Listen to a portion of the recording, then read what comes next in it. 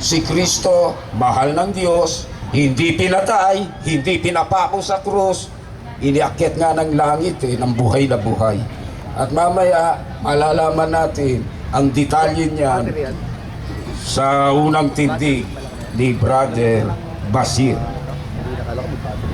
Patutunayan niya, affirmative stance siya, samantalang tutol sa kanyang posisyon si Bishop Ronald Ubidos. Kaya bago magsimula, may magsasalita. Ay, bismillah. O sa lahat po na naririto sa paligid at yung mga nakaupo, welcome po. Paalala lang po, yung mga nakaupo rito ay para sa lahat po, Christian o non-Muslim. Non-Muslim at Muslim. So sisimulan na po natin ang ating usapin ngayong hapon na ito. Pero bago natin simulan ay uumpisahan muna natin sa pagbabasa ng Quran. At ito ay walang iba na magbabasa si Alim Haron Angni. Bismillah ya Sheikh.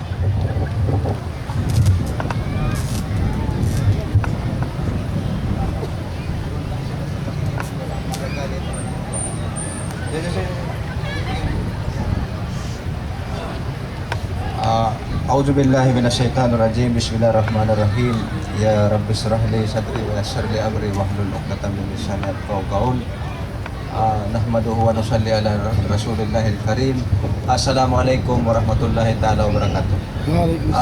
Nagpapasalamat po tayo sa Allah dahil naandito tayo bilang binhi, no? Binhi tayo ng mga bayani. Dahil ang katunayan, nandito tayo sa ating mga ninuno, dito tayo sa harapan nila. So, lahat tayo, alam natin na na tayo ay Muslim nung panahon. Pero dahilan sa mga mananakop, kaya tayo naging ganito. So ngayon, itong magsisimula na po tayo, at ang lagay po ng ating ang mga non-Muslim at saka yung mga Muslim ay wala pong pwede magalit, ha.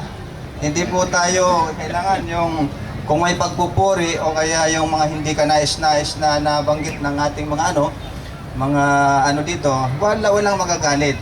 So mag-ano lang tayo, mayroon tayong Allahu Akbar, so maaaring yon o kaya Mashallah.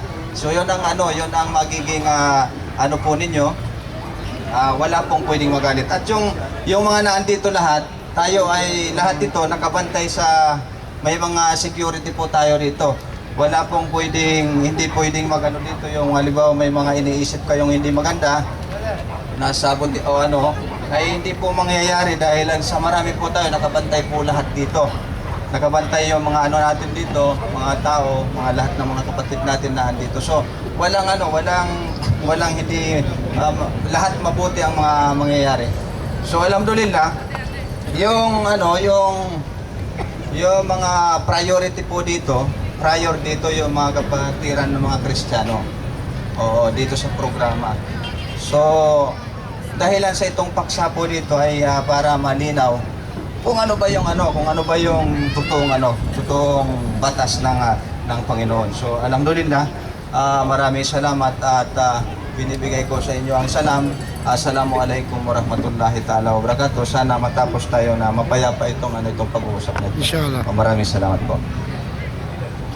Magsisimula na. Okay, gaya ng ipinaalala ni Brad Muslim, igalang natin yung speaker, walang mag-iingay. Kung hindi sang-ayon sa atin yung sinasabi, pagkatapos niyan kayo magkomento. So, magsisimula na tayo. Magbasa muna daw ng Quran.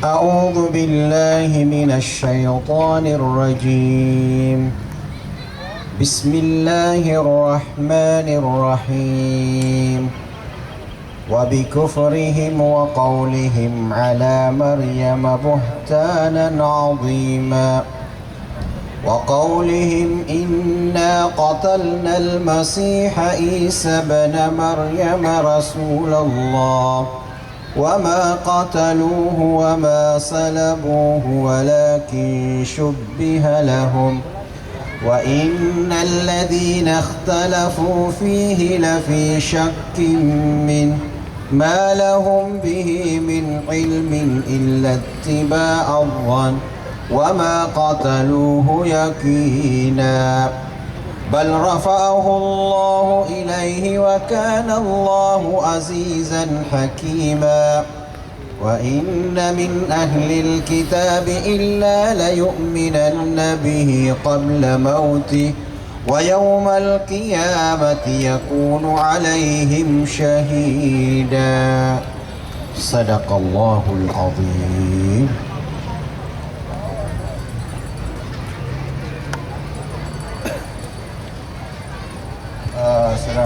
Yun po ang sagradong salita ng Panginoon.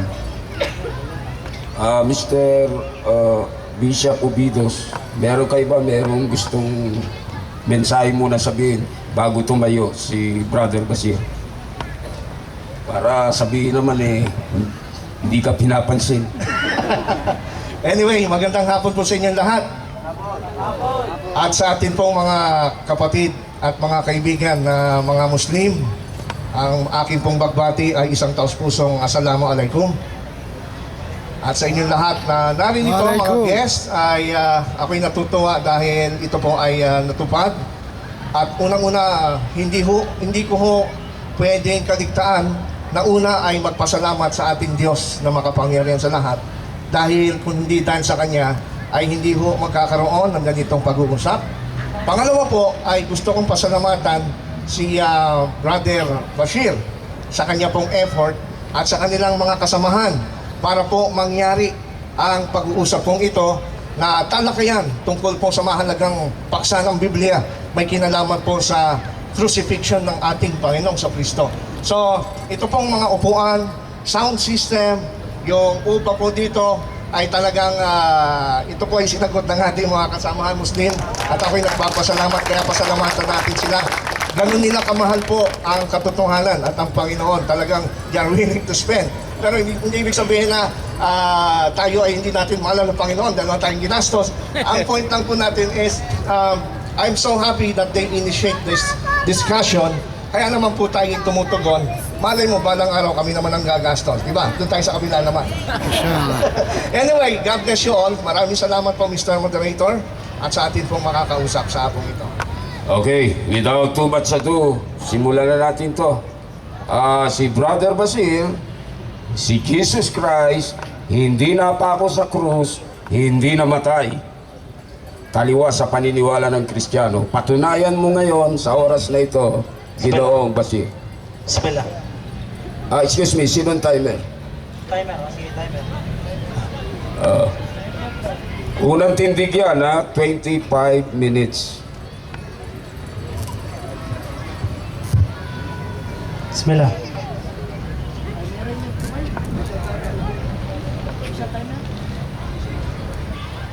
أعوذ بالله من الشيطان الرجيم بسم الله الرحمن الرحيم إن الحمد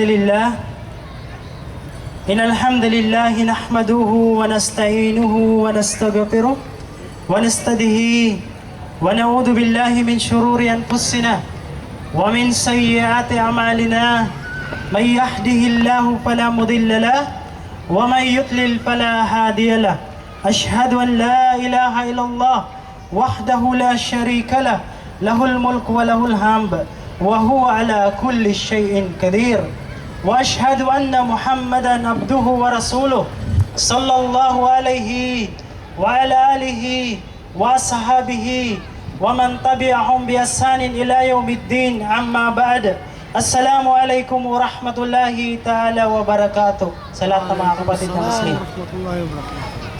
Sa ngalan ni Allah, ang mahabagin, ang pinaka-maawain. Ang lahat ng pagpupuri at pasasalamat ay nauukol lamang sa nag-iisang Panginoon na si Allah, na kung saan siya lamang ang hinihingian ng kapatawaran at hinihingian natin ng lahat-lahat. At sino man ang kanyang patnubayan sa tuwid na landas ay walang makapagliligaw kahit magsama-sama ang lahat ng mga nilalang sa kalangitan at kalupaan. At kung sino man ang nasa ligaw na landas, ay walang makakapagpatnubay sa kanya kahit magsama-sama ang lahat ng mga nilalang. Para siya ay patnubayan ng Allah, walang makakapagpatnubay sa kanya. At ako'y sumasaksi na walang Diyos, walang dapat sambahin maliban lamang ang nag-iisang Panginoon na si Allah, na tagapaglikha ng lahat ng bagay na nakikita at hindi natin nakikita. At ako'y sumasaksi na si Muhammad, naway sumakanya ang pagpapala at habag ng Allah subhanahu wa ta'ala, na siya po ay kataman nabiyin, siya po ay sagka sa lahat ng propeta. Ipinadala po siya po ay tinaguriang rahmatalil alamin, habag para sa sangkatauhan. Hindi lamang propeta ng mga Muslim, kundi propeta ng lahat ng mga tao, na kung saan ito yung huling henerasyon na ipinadala ang propeta Muhammad sallallahu alaihi wasallam. At magandang hapon, alhamdulillah, sa mga kababayan naming mga Kristiyano. Ito pong pag-uusap namin na kung saan si Jesus hindi namatay, na ipako sa krus. So ito po yung pagkakaiba natin bilang isang Muslim at Kristiyano, na kung saan si Jesus hindi namatay at hindi na ipako sa krus ayon sa paniniwala ng mga Muslim. Sino po ang nagsabi? Wala pong iba, ang dakilang Panginoon na si Allah subhanahu wa ta'ala. Sabi niya, A'udhu billahi minash shaitanir rajim wa qawlihim inna qatalna al-masiha Isa ibn Maryam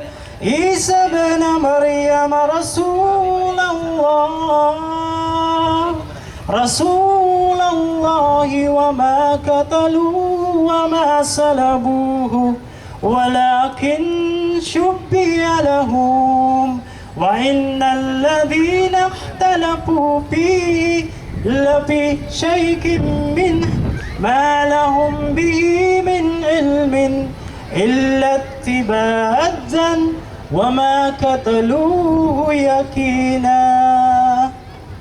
Ang mga walang pananampalataya ay nagsabi, aming pinatay ang Mesiyas, alalaong baga ang anak ni Maria, sa Jesus. Ang sabi ng Allah, datapu at katotohanan, hindi nila napatay at hindi rin nila naibayubay sa krus.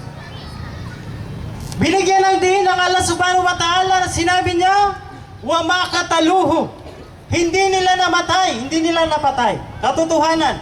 At binigyan din ng Allah subhanahu wa ta'ala na sinabi pa niya na hindi nila naibayubay sa krus. At ang kanilang naibayubay sa krus ay kawangis lamang ni Jesus. Kamukha, sapagkat pinaging kamukha ng Allah subhanahu wa ta'ala ang Isa, ang Jesus alayhi salam. Mayroong naipako, pero hindi po si Jesus alayhi salam. Kaya naniniwala po kami na si Jesus, nandun po siya ngayon sa kalangitan. Nasa ikalawang kalangitan po siya, na kung saan hindi pa po siya mamamatay. Babalik po siya rito sa araw na ng paghuhukom. Siya po ay isa sa malaking palatandaan na kung saan ito na po yung nalalapit na panahon ng araw ng paghuhukom. Siya po ay mamumuhay dito ng 40 years. So siya po ay bababa na kung saan patutunayan niya kung ano ang kanyang relihiyon at kung ano yung relihiyon ng Panginoon Allah subhanahu wa ta'ala. At kanyang babaliin, unang-una gagamitin niya, babaliin niya yung cross. Itong pinag-uusapan natin ngayon. Yung cross ay kauna-unahan niyang babaliin. Sasabihin niya na kung saan hindi siya naipako na matay sa cross. Sapagkat ito yung paniniwala ng mga kababayan natin. Makikita rin po natin yan sa Mateo, na kung saan sa araw na ng paghuhukom, babalik siya. Sa Jesus, maraming lalapit sa Kanya at sasabihin ng mga tao, Panginoon, Panginoon, kami ay nagsipag, pagaling ng may sakit at ginamit namin ang pangalan ninyo. Ha? At sumagot si Jesus, sinabi niya, katotohanan, hindi ko kayo kilala. Mga mapaggawa kayo ng katampalasanan. So yun po. Kaya kami mga Muslim, ito po yung paniniwala namin. Na si Jesus, hindi namatay na ipako sa krus. Sapagkat, ang Panginoong Allah mismo ang nagsabi na kung saan hindi siya namatay na ipako sa krus. So yun po. Kaya itong paniniwala namin, mayroong nagsabi, mayroong nagpatunay. Wala pong iba kundi ang Panginoon ng lahat ng mga nilalang na si Allah subhanahu wa ta'ala. So, may nakahanda po ako dito na kung saan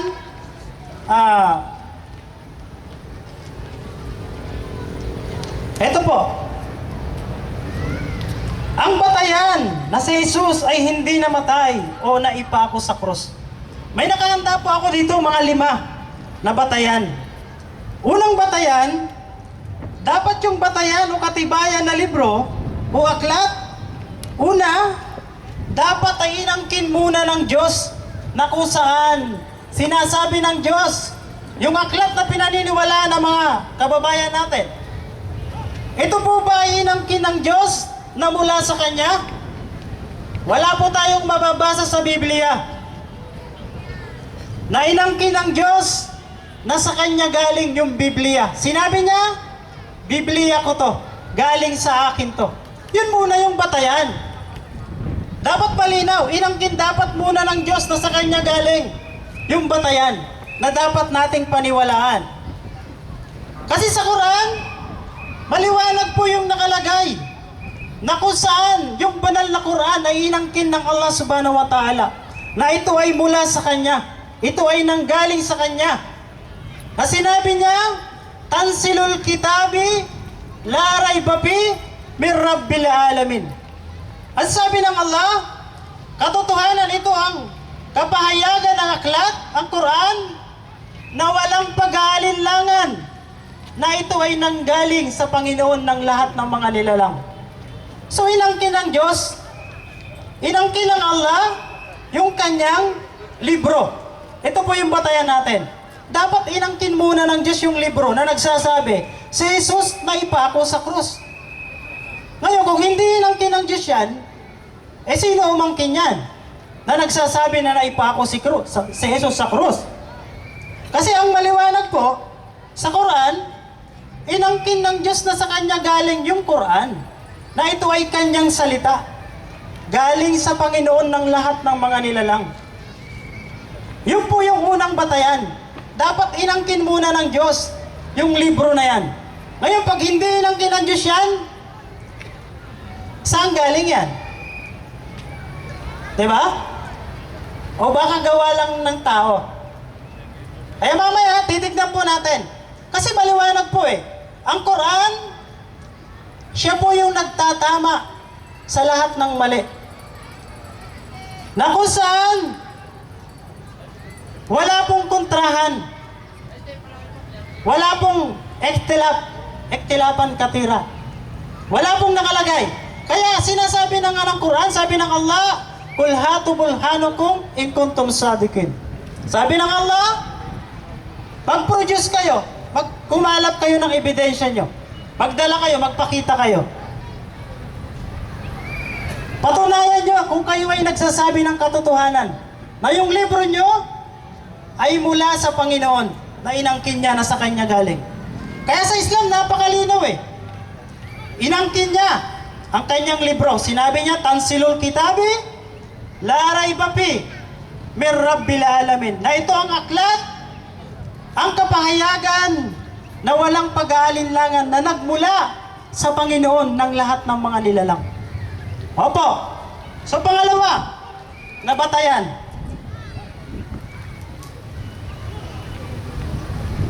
Dapat inangkin ng Diyos ang relihiyon na galing sa Kanya. Yung relihiyon na nagsasabi na si Jesus ay namatay na ipako sa krus. Ito po ba ay inangkin ng Diyos na mula sa Kanya? Inangkin ba? May mababasa ba tayo sa Biblia na inangkin ng Diyos relihiyon ko yan.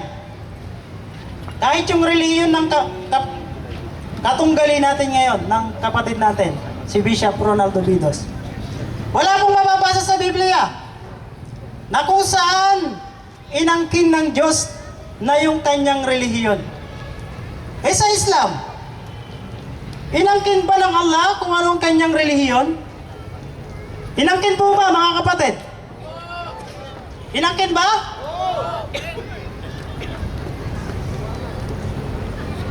Kaya napakaliwanag po sa Islam eh. Yung Quran inangkin. Yung relihiyon inangkin. Ano ang sabi ng Allah sa banal na Quran? Inna ad-dina indallahil Islam. Katotohanan ng relihiyon na mula kay Allah, walang iba kundi Islam. Inangkin ng Allah na mula sa Kanya. Kaya napakaliwanag eh. Yung nagsasabi na relihiyon na si Jesus ay namatay, na ipako sa krus, dapat inangkin muna ng Diyos yan. Ngayon, kung hindi inangkin ng Diyos yan, sino umangkin yan? Ha? Ha? Kasi sa Islam, napakaliwanag eh. Ang relihiyon inangkin. Sinabi pa ng Allah, kung sino man ang maghanap ng ibang relihiyon maliban sa Islam, kailanman ay hindi niya tatanggapin. Sabi ng Allah, وَمَنْ يَبْتَغْهِ غَيْرَ الْإِسْلَامَ دِينًا فَلَنْ يُقْبَلَ مِنْهُ وَهُوَ فِي الْآخِرَةِ مِنَ الْخَاسِرِينَ. Sabi ng Allah, katotohanan, sino man ang maghangad ng ibang relihiyon maliban sa Islam, kailanman ay hindi niya tatanggapin. At yung naghanap na yon at nagtatag ng ibang relihiyon maliban sa Islam, kailanman ay hindi niya tatanggapin. At sa araw ng paghukom, siya ay mapapabilang sa mga tatunan. Allahu Akbar. Kaya sa Islam, napakaliwanag eh. Inangkin ang relihiyon. Inangkin din kung anong libro yon. Anong libro ang nagsasabi na si Jesus ay namatay? Dapat galing sa Diyos yan. Dapat yung relihiyon inangkin din kung sa Kanya galing yan. Sa Diyos. Kasi ang matibay na batayan natin dito, inangkin ng Diyos na sa Kanya galing. Ngayon kung hindi inangkin yan, eh sino nga nagsabi niyan? Diba? O baka gawa-gawa lang.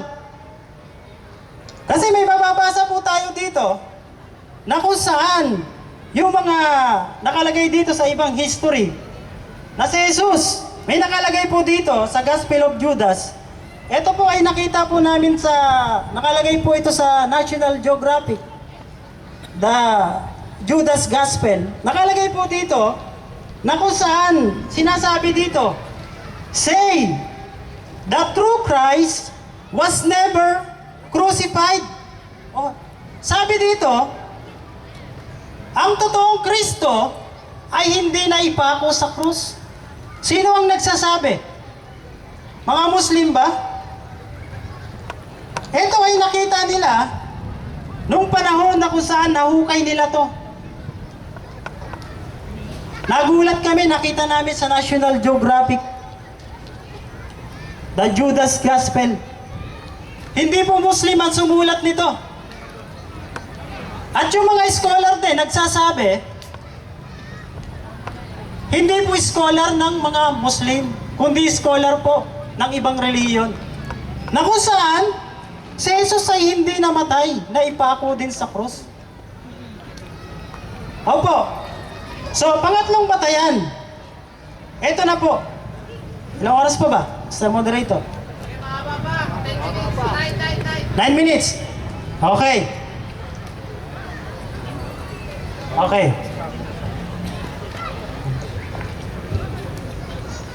9 minutes pa. Hello.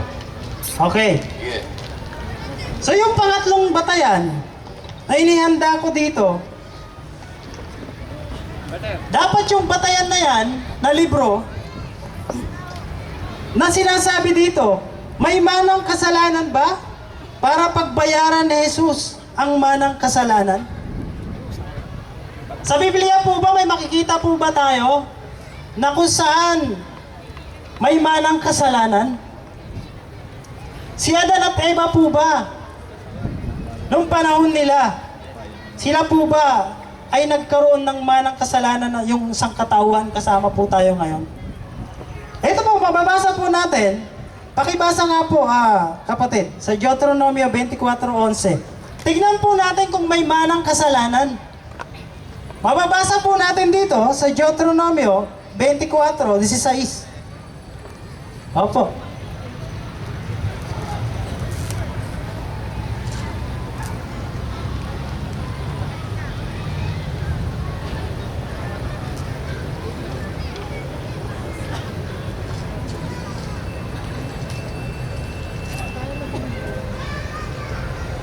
Hindi papatayin ang mga magulang dahil sa mga anak, ni ang mga anak ay papatayin dahil sa mga magulang. Bawat tao'y papatayin dahil sa kaniyang sariling kasalanan. Maliwanag naman pala eh. Yung kasalanan na nagawa mo, sa'yo lang yun. Hindi papatayin yung magulang na ginawa na kasalanan ng isang anak. Kaya sa Biblia, nakalagay din po yan. Na kung saan, yung kasalanan, sa'yo yun kung nakagawa ka ng kasalanan. Hindi pagbabayaran ni Jesus yung mga nagawang kasalanan. May mababasa rin po tayo sa Kawikaan 11:21. Nakalagay din po yan. Pero nga po yan. Opo. Nakalagay po yan sa Kawikaan 11:21. Oo. Kawikaan.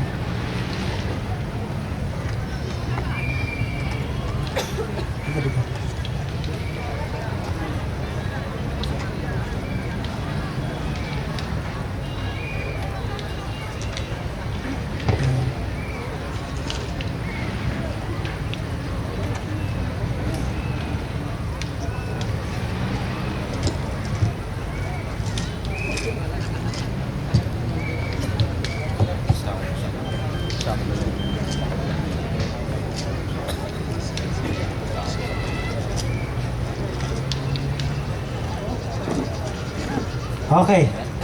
Ayan po. Ito po yung nakalagay. Ayan, yan. Kawikaan. Nawawala yung kawikaan dito. Saan kaya napunta? Sa isang Biblia, bro. Gitna yan, gitna.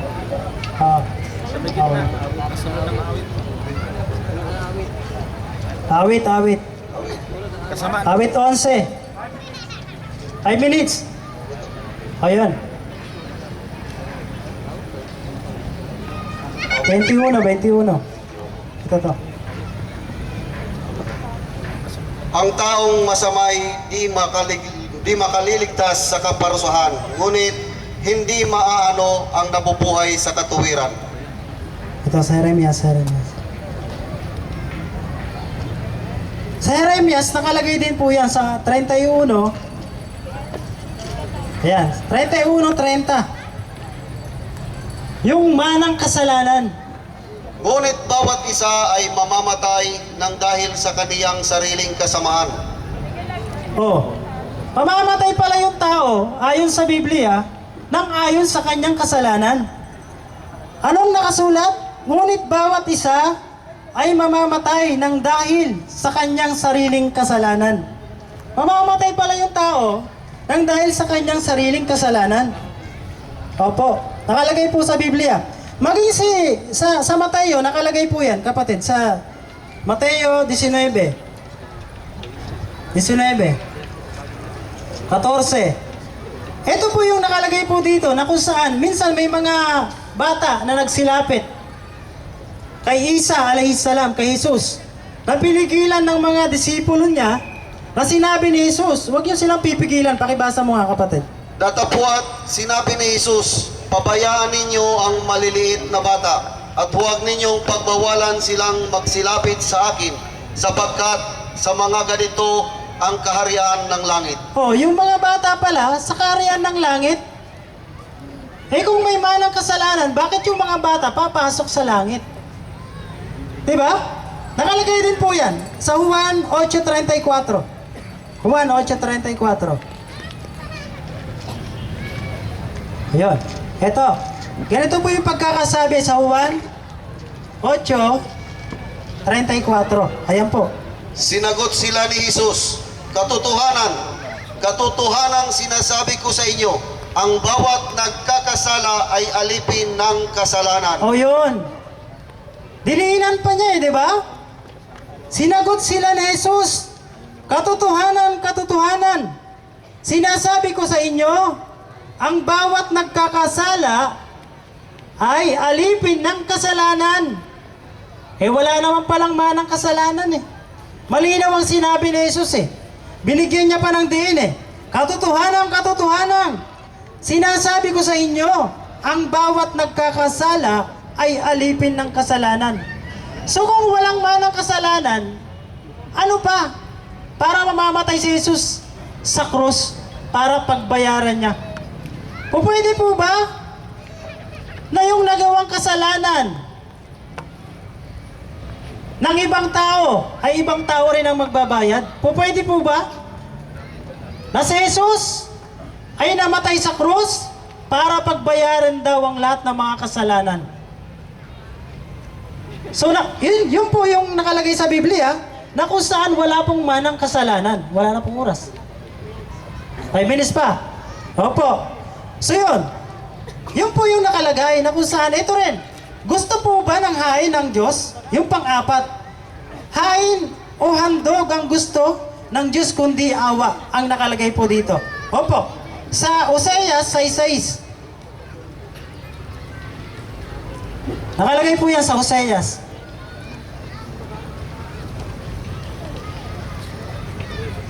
Pakayaan ako doon sa isang Biblia. Opo. Ganito po yung pagkakasabi sa Oseas.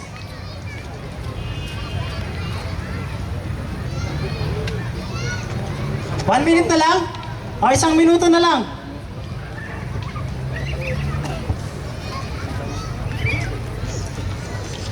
Oseas. Opo.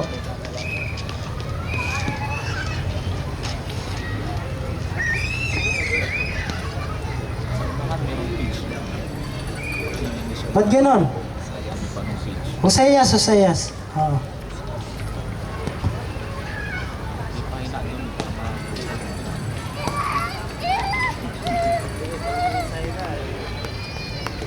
Oseas 6:6 na kung saan ito po yung sinasabi. Wala dyan, brother? Time na daw. Nabutan Mamaya na lang, sige. Oo. Ha? Time na raw. Ako na, sige na. Wave na. Yung isang ay akin na.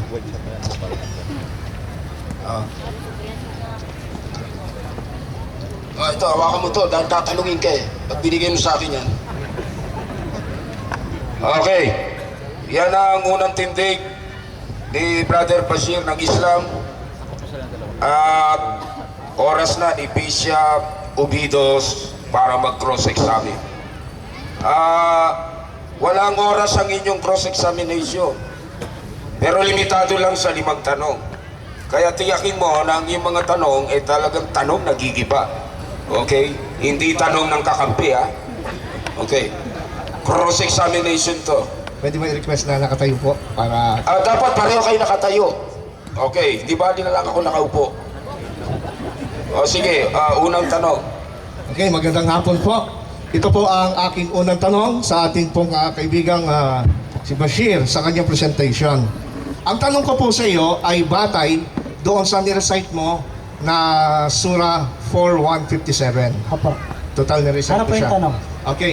Meron akong 5 tanong doon. Una, yung bang Surah 4:157 na nagsasabi na hindi pinako si Jesus at hindi namatay, ito na ba ang pinakamatibay na batayan mo sa Quran para patunayan nga yung stand mo? Opo, kasi maliwanag po doon, sinabi ng Allah, وَمَا كَتَلُوهُ وَمَا سَلَبُوهُ وَلَكِنْ شُبِّهَ لَهُمْ. Yun Okay. po yung sinasabi. Si Allah Okay. mismo ang nagsabi nun. Okay, salamat po. Opo. So yun na po ang pinakamatibay.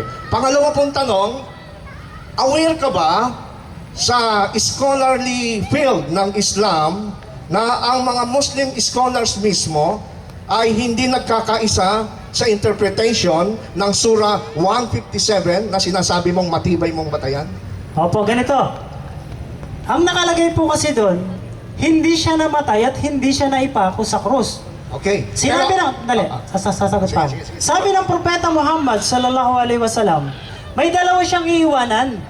Yung hadith niya, sabi niya, taraktu bikum syai, in tamasaktum bihima, falan tadilu abada. Sabi ng Propeta Muhammad sallallahu alaihi wasallam, iiwanan ko sa inyo ang dalawang bagay, na kung saan yung dalawang bagay na yun ang panghahawakan ninyo. Na kung sino man ang manghawak dito, kailanman ay hindi kayo maliligaw. So yun ang kalagay sa Quran, hindi siya namatay na ipako sa krus. So sinasabi ng Propeta Muhammad sallallahu alaihi wasallam, hindi siya namatay at naipako sa krus. Mr. Moderator, i-clear ko po yung question ko kasi ang question ko po is aware ba siya na ang mga Muslim scholars mismo ay hindi nagkakaisa sa interpretation ng 4157? O, naintindihan mo yung tanong. Ah. Ba't di mo sagutin? Okay. Yung mga scholar, yun nga yung sinabi ko, yung mga scholar na yon, mas pinanghahawakan ko yung sinabi ng Propeta Muhammad. Naiiwanan niya yung dalawang bagay, yung Quran at yung Hadith. Kaya yun po yung batayan namin. Doon mo kami tanungin sa batayan namin. kita. Opo, Okay. opo. Tatanungin ngayon kita. Opo. Pangatlong tanong na yan. Pangatlo na ba? Oo. Sige. Okay, sabi mo sa hadith, meron ka bang maibibigay sa Sahih al-Bukhari na commentary o paliwanag tungkol sa Surah 4157? Sa Bukhari. Oh. Hindi, ganito. Nakalagay po yan. Hadith po yan, Mr. Moderator. Opo. So tinatanong kita, meron bang paliwanag sa Surah 4:157 Yung sa hadith. Sahih al-Bukhari? Okay, ganito. Yung hadith, hindi lang naman makikita doon sa Bukhari. So wala. Maraming hadith. So wala. Walang nakalagay doon. Opo. Pero ang Bukhari, yun ang authentic, di ba? Hindi nga lahat ng hadith na nando doon. Pero yun ang authentic. Opo, pero Yun. yung pagkakapako Okay, doon, next hindi question. nabanggit doon. Pero bakit walang paliwanag? Next question. Panginong question na po. Pang-apat. Okay. Pang-apat, ang tanong ko po, sabi doon sa Surah 1457, hindi napako, hindi namatay, pero meron lamang kamuka na Jesus na inilagay doon. Opo. Okay. Ang tanong ko sa iyo, ayon sa iyong pagkaunawa, sino yung kamuka doon na naipako? At bakit hindi rin nagkakaisa ang mga scholars ng Islam? Opo, ganito po yun. Ang nakalagay po doon sa Quran, walakin syubbihalahum, na kawangis lamang ni Jesus. Yung nailagay, pero hindi na namin pinagdidibatihan nyo kung sino yung pangalan nyo, kung sino man ang naipako na yun. Kasi bakit? Ang importante po dito, si Jesus ang pinag-uusapan natin na kung saan hindi siya namatay na ipako sa Mr. krus. Moderator, ang question ko po, sino ang kanyang pagkaunawa dun sa kamukha ni Jesus? Sa Surah 1457. Ano, hindi ba hindi napako? Opo, Merong Substitute. napako, hindi si Jesus. hindi po. Tinatanong ka kung sino yon. Opo, wala pong nabanggit sa Quran kung sino yun, kung anong pangalan niya. Eh, ba't Na sabi- sinabi lang ng Allah, walakin syubbihalahum. Yun lang. Sigurado Tapos, kaya siya, Mr. Moderator. Ang punto niya, basta hindi si Jesus yung napako. Kung Opo. sino man yun, Mr. Moderator, kasi po, napanood ko yung debate niya sa YouTube. Kayo pa nga moderator eh. Ang sabi niya si Judas daw yon. huwag mo isama yung debate namin doon. Hindi, siya Iba yung debate kasama natin sa ngayon. research po yun. Si Bayonad yun. Nag-research ako. ito naman ang akin. Kung si Judas man yun, ang mahalaga, hindi pa rin si Jesus. Opo. Ibig sabihin, ang point ko po kasi, Mr. Moderator, bakit hindi sila nagkakaisa? Kala ko ba matila yan? At nagtatalo sila doon. Tapos sasabihin, Ay di yung mamaya Kristiyano- mo ipaliwanag yan, huwag ka muna magreklamo. Meron ka pang huling tanong. Okay, last question. Last question. Tahimik lang, audience. Kung hindi si Jesus ang napako at mayroong naipako na inosenteng kamukha lang niya, sino ang may kagagawa nun? Si Satanas o si Allah? Opo, ginawa po ng Allah yun. Okay. Opo, sinabi po niya yun. Okay, tapos Sabi ng ang Quran. 5 tanong. Opo. Panig Tapos mo na? na. Alhamdulillah. Yung 25 minutes mo, Bishop Ubidos, magsisimula na. Patunayan mong mali si Brother Basir. Okay, 25 minutes Okay. po. Isiset Quarter ko, to 5, matatapos ka isiset ko lang po ang timer po. 5:10. Okay. Okay, siset ko lang po ang aking timer. Bali, 25 minutes. Okay, sandali po ha. Sandali lang po. Okay, magandang hapon ulit sa inyong lahat. Papel ko po ay negative, pero nag-usap po kami, magpe-present po din ako ng akin pong research tungkol sa paksang itong pinag-usapan.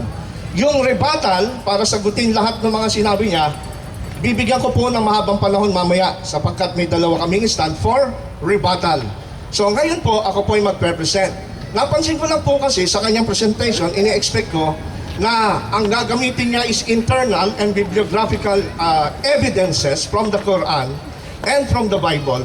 Pero napansin ko, gumamit siya ng external para daw patunayan kung tama ang sinasabi sa Bible. Kailangan patunayan ko muna na ito'y galing sa Diyos. So ang topic ko, ibang topic yun.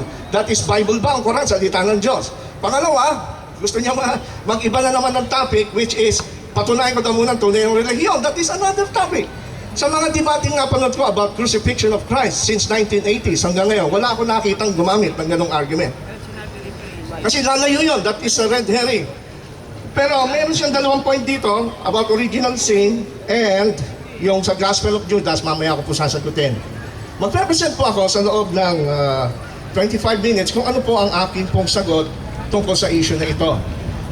Unang-una, sabi sa 1 Corinthians chapter 1 verse 18 to 23, sapagkat ang salita ng krus ay kamangmangan sa kanila na napapahamak.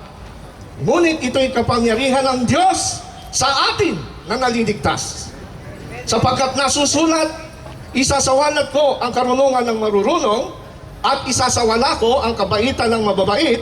Kaya sana roon ng marurunong, sana roon ng mga eskriba, sana roon ng mga mapagmatuwid ng sanlibutan ito. Hindi ba ginawa ng Diyos na kamangmangan ang karunungan ng sanlibutan?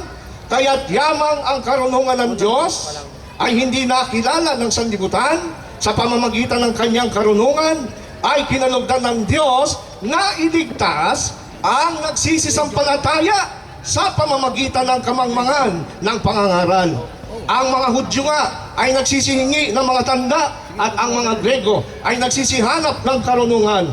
Datapwat ang aming ipinangangaral ay ang Kristo na napako sa krus na sa mga Hudyo ay katitisuran at sa mga Hintil kamangmangan. Sa mga Muslim, katitisuran at kamangmangan.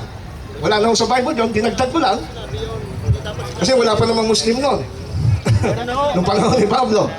Ano ang ibig sabihin nito mga kapatid? Napaka-importante ng paksang ito. Para daw sa mga hindi naliligtas na papahamak, katawa-tawa sa kanila yung pagkapako sa krus. Hindi nila matanggap. Pero sa mga maliligtas, ito ay karunungan ng Diyos. Amen? Kaya kung gusto nyo maligtas, yan dito po ang tamang sikreto at formula.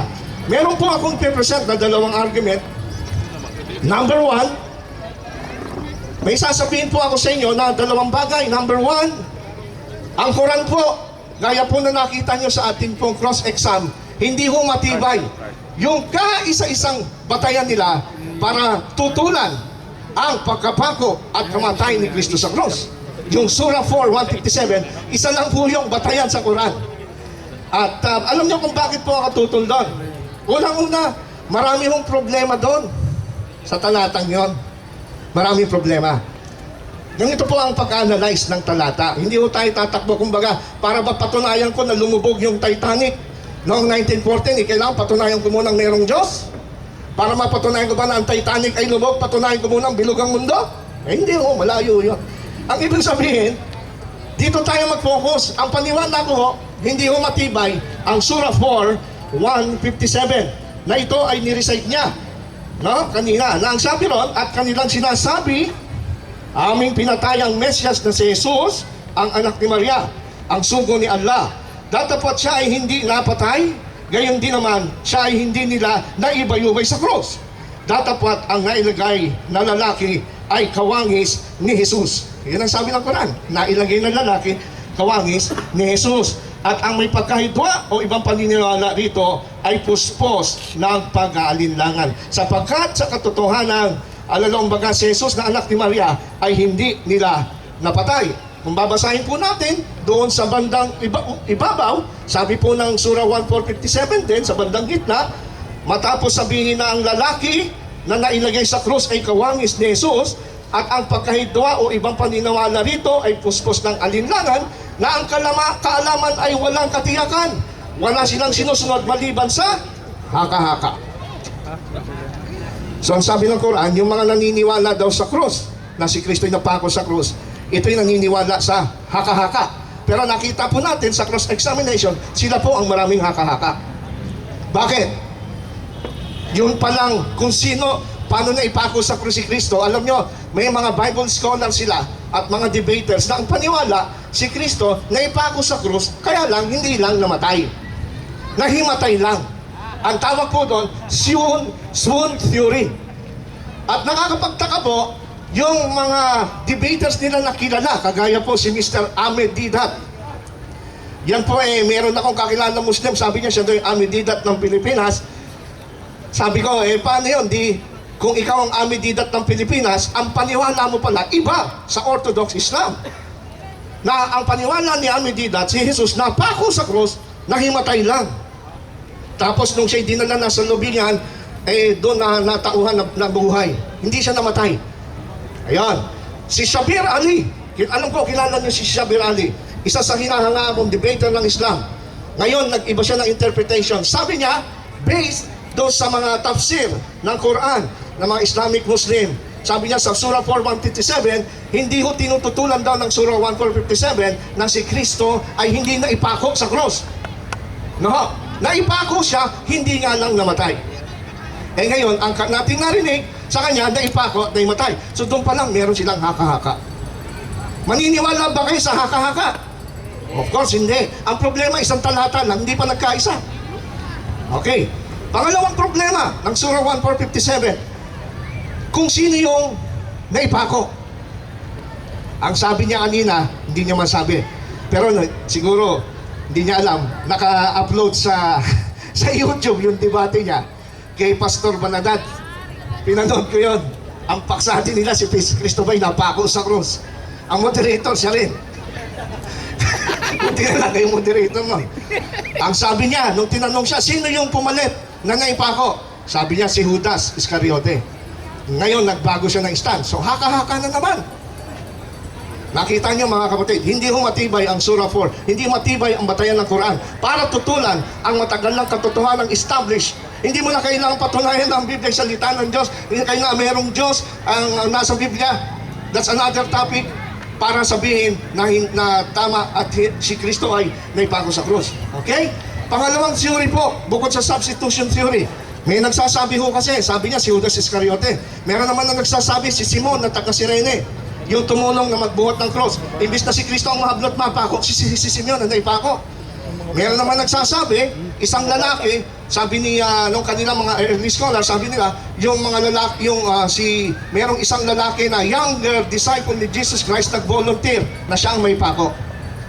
Yan ang problema ng tinatawag nating substitution theory. Pero alam po ninyo mga kapatid, it is not only illogical, but it will also challenge the morality of God. Alam niyo kung bakit? Sabi niya kanina, Ezekiel, bakit pinapatay ninyo yung kasalanan ng mga anak sa mga magulang? Inosente yung mga yon, bakit kahit sila mamatay? Bakit hindi mo naisip na sa Surah 1:457, yung lalaking ipinako sa krus, inosente rin? Oh, di po ba? Bakit mo sasabihin na si Kristo, dahil siya ay propeta at hindi niya dapat maranasan yung pagkapako sa krus, tapos ang nahablot inosente na ipako sa krus, kawawa naman. Bakit kailangan humantong? Kala ko ba si Allah ay makapangyarihan sa lahat? Bakit kailangan pa na ni Allah na magantay na bugbugin yung taong inosente?